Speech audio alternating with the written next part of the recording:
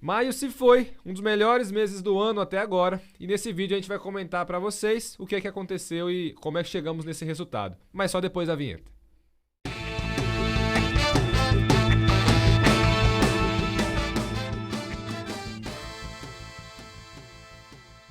Estamos aqui para mais um fechamento de mês. Hoje é dia 1º de junho, agora são 1h34 da tarde, e a gente vai falar sobre o que aconteceu no mês de maio e como é que chegamos nesses números que foram números muito positivos para o mês. Algumas coisas que o mercado tinha bastante receio saem um pouco desse foco, né? Isso é bastante positivo.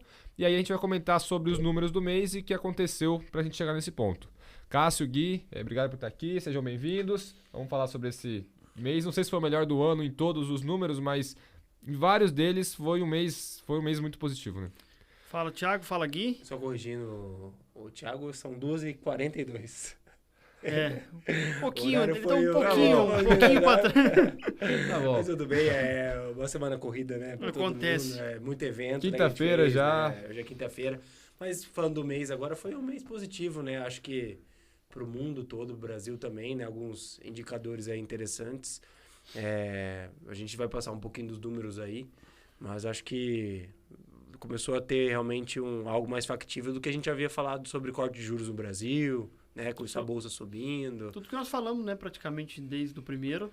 Foi um maio atípico, né? Porque maio normalmente é um mês marcado por ser muito ruim em desempenho em Bovespa. Sell in May and go away. Isso é tanto aqui quanto lá fora. Joesley Day provou isso em 2017 lá. Tem histórico também. Tem alguma coisa em maio. Sempre tem alguma coisa ruim em maio para os mercados em si. Sem justificativa, né? Mas foi um maio diferente. Foi um maio que, de fato, principalmente no Brasil, aqui as coisas foram melhores. Os Estados Unidos, por pouco ali, ficou ainda no terreno positivo. No S&P, no né, S&P. A Europa até que sofreu um pouquinho, tá? A inflação ainda é um problema lá. Mas, de modo geral, principalmente aqui no ZEUA, foi um maio atípico. Pois é. Então, o Bovespa no mês fechando em 3,74, né? Hoje, agora já em junho, a bolsa está até acima dos 108.335 pontos, e foi o fechamento do dia 31 de maio, né? E mês que começou com decisão de juros. Acho que a gente até falou disso no outro vídeo, que a gente acabou gravando logo na virada. Gravou muito próximo do dia da reunião, né? Foi. Da decisão de juros, verdade. Pois é. E aí foi uma decisão um pouco mais dura do Copom, né? Mais uma vez sem oscilação na taxa Selic, isso já é esperado, são 6 reuniões, eu acho que não tem alteração. Sim, mas o comunicado firme, né? Duro. Eles usaram até umas palavras mais firmes em relação a tem que ter paciência. E conforme o mês veio avançando, desdobrando, até avançando um pouquinho dentro do mês, a gente teve uma inflação do mês que foi acima da expectativa, mas o IPCA 15, que mede do dia 15 de um mês ao dia 15 do outro, veio muito abaixo do esperado.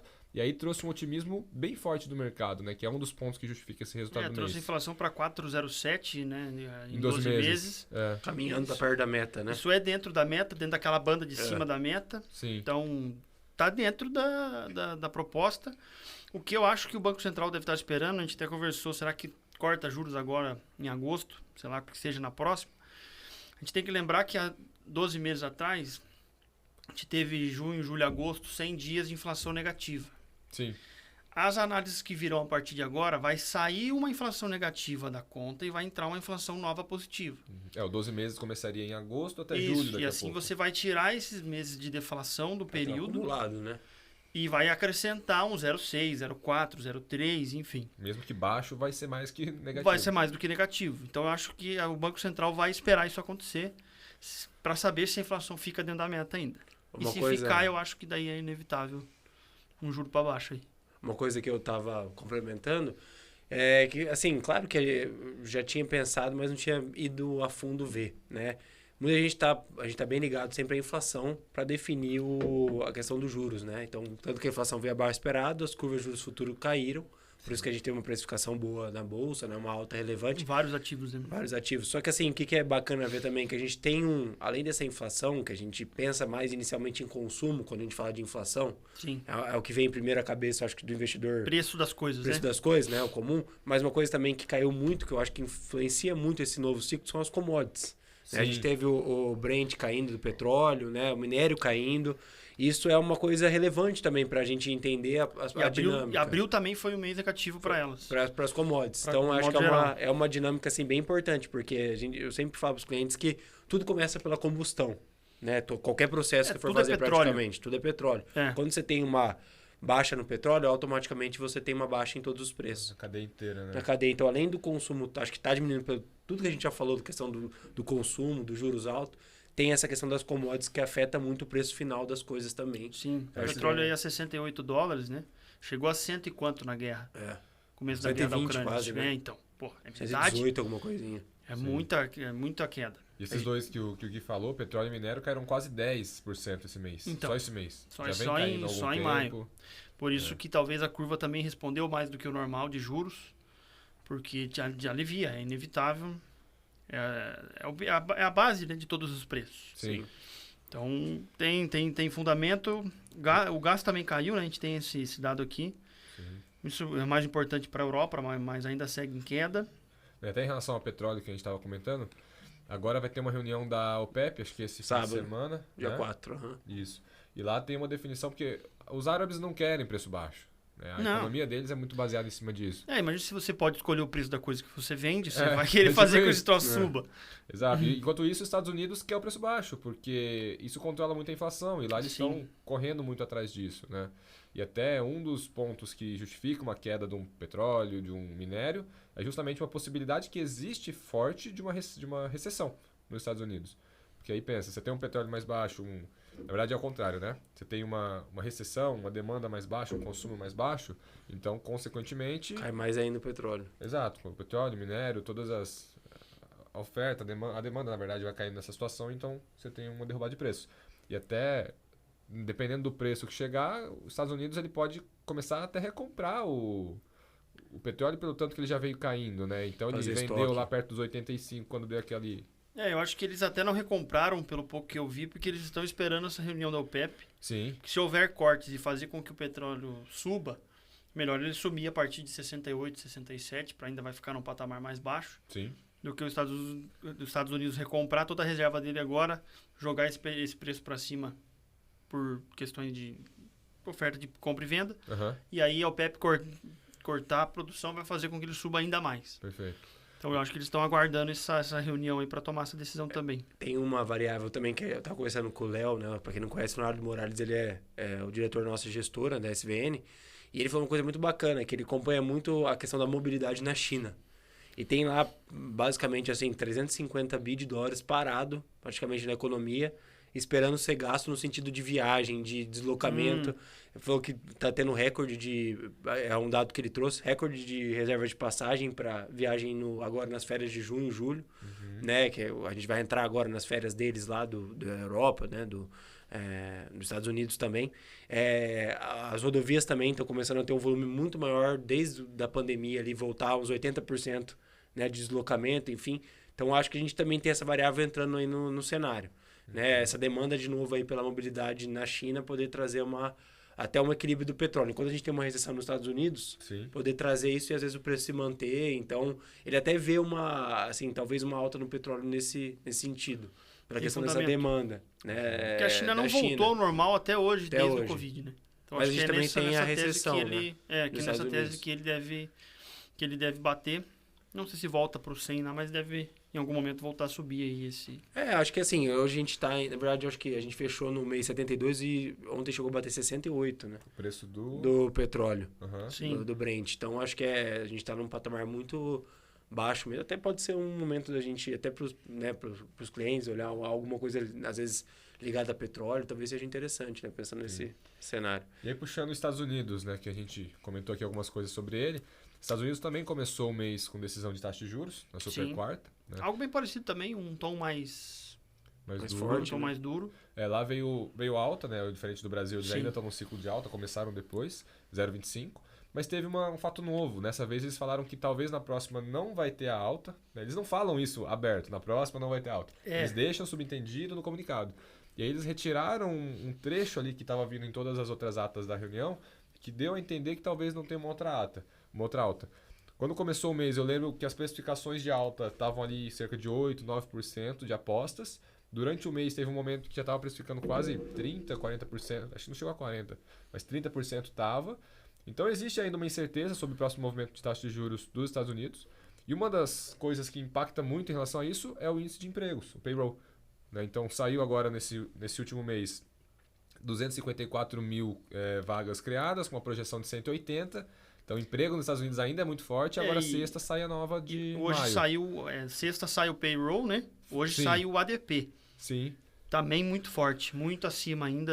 É uma economia que não sei, ela é muito resiliente, o consumo deles é um negócio muito fora da normalidade. E a gente ainda, agora até vamos falar, a gente tá falando dos Estados Unidos, pular um pouquinho as semanas, mas a questão do teto era uma preocupação, né? Para eles, e aí com certeza. esse foi, alívio acho do que teto das coisas que podem impactar o mercado gigantescamente, foi a coisa mais grande, mais séria, né, do mês. Pouca probabilidade, né? Porque explicava se acontecesse. Pouca probabilidade por causa do tamanho do estrago, né? Mas o tamanho do potencial realmente era... Pra explicar um pouquinho só para quem não tá tão a par, né? A gente lá tava basicamente com uma discussão que se não aumentassem o teto de gastos, eles não teriam dinheiro para pagar as contas. Era basicamente isso. Eles chegaram no teto de dívida, né? Que eles chamam lá, que é a capacidade do Tesouro Nacional emitir dívida. Para colocar dinheiro dentro da máquina e pagar as contas. Chegaram no limite de emissão. 31 trilhões, uma coisa assim. Por aí. Não emitiram nenhuma dívida esse ano. Uhum. Então, se eu não estou emitindo dívida, não tem dinheiro entrando, acabou o dinheiro. A questão é que é um valor muito grande já, né? Esse 31 tri de dólar é significativo em cima de um PIB de 25%. 125%, 130% do PIB. Qualquer outro país que tivesse um risco desse calote já tinha ido pro... A diferença é que lá cresce, né? Então... A gente tem um PIB e é uma alto, economia, né? Você pagar 30 tri de dólar, você gerar 30 tri de dólar de riqueza em um ano e meio, isso é para poucos, quase ninguém, no caso, nesse caso específico, apenas eles no mundo. Sim. Mas trouxe um receio, porque se acaba o dinheiro, né, de fluxo de recebimento de juros do país mais seguro do mundo, a incerteza seria... Pois é. Seria inevitável. Tem gente que defende que é uma briga política, né? Que também Isso tudo né? Então, mas é uma briga muito séria, né? Então por isso que chamou um pouquinho a atenção, acho que do mundo todo, de ver o desenrolar disso. Conseguiram aprovar ontem, né? Dia 31, no último né? dia que dava. 31/5. Aprovaram, foi pro Senado hoje que deve ser aprovado também. E usaram isso de barganha para conseguir algumas coisas com o Biden que eles estavam tentando. Sim. Inclusive compromisso de redução dessa dívida. Então, isso também é positivo, né? Soa como positivo, mas foi a coisa que a gente mais ficou de olho nos últimos dias, porque não tinha nenhum mercado precificado, nada. Então, uma falta de pagamento, acontece, né? Ia ser muito danoso. É exatamente o que a gente falou, né? A chance de acontecer é minúscula. Isso aí é uma coisa que ano após ano ele vem sendo renegociado. E já aconteceu várias outras vezes, né? De acabar esse limite, você expande. Só que, o tempo foi passando, não chegava num acordo. O mercado, aos poucos, foi começando a ter algum receio em relação a isso. A data estava chegando. Tanto que passou agora a votação na Câmara, agora tem a votação no Senado, que a maioria é muito a favor. Então, os dois líderes eles têm muito interesse em fazer isso acontecer. Vai passar também, eles não colocam em votação sem saber que vai passar. Só que assim, acho que a data que eles têm lá é dia 5 de junho, que é agora. Então tá muito em cima. Tanto que o Biden teve que cancelar a viagem dele para ele resolver pessoalmente esse assunto. Mas resolveu. Tá feito, tirado isso do radar. E aí justifica os números, né? Então se a gente pega aqui o S&P em alta leve, 0,25% mais alta. É bom criar essa linha, né? De entender o que... Sim. E aí a alta mais forte no mercado americano veio de uma outra frente totalmente diferente, que foi na Nasdaq, Bolsa de Tecnologia, com um resultado absurdo de NVIDIA. O resultado em si não foi... O número do resultado não foi, às vezes, suficiente para a empresa subir o que subiu em valor mas em um único dia, mas a leitura foi muito boa. Sim. A empresa que eu particularmente acompanho há muito tempo, sempre fui consumidor da marca, e ela surfa por qualidade de seus processadores, ela surfa ondas, como ela surfou a onda da criptomoeda, usando processadores GPU para minerar Bitcoin. Ela disparou de preço e fornecimento de peça. Para quem joga videogame foi uma merda, porque acabou as placas do mercado. Ou dobrou o preço, né? Ou dobrou o preço, mas a empresa saiu ganhando com isso. E agora, pelo que se parece, os processadores dela têm uma capacidade de processos envolvendo inteligência artificial muito acima das demais. A AMD, Intel, enfim. E agora só se fala nisso, né? Então... É uma tendência que pode ser que faça com que a empresa fature muito com esse momento daqui para frente.